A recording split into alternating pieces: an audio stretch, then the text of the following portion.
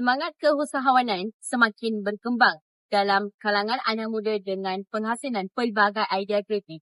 Semangat ini dibuktikan oleh saudara Daniswar merupakan seorang usahawan muda berjaya mengusahakan jus matcha.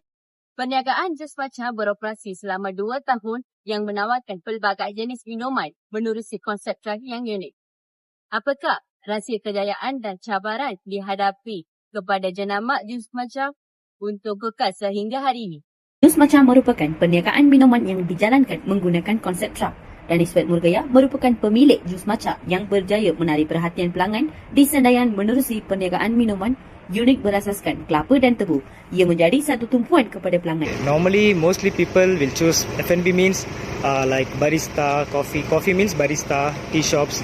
So I thought maybe something unique out of the box. So I just chose juice shop.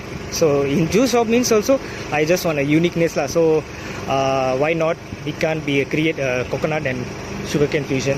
Walaupun Daniswar mempunyai latar belakang pengajian dalam teknologi maklumat, terdapat idea untuk melangkah ke bidang perniagaan. Ia terkini berkembang satu jenama terkenal menerusi konsep truck.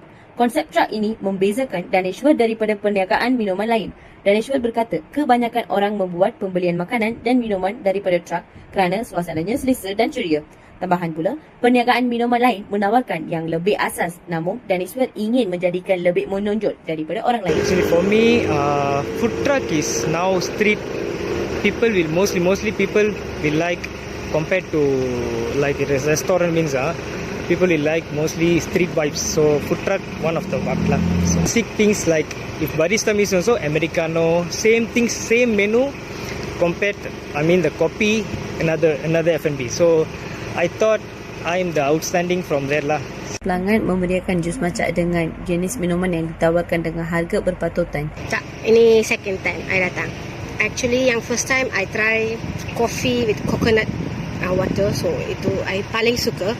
So bolehlah try second. Saya cuba coconut mango.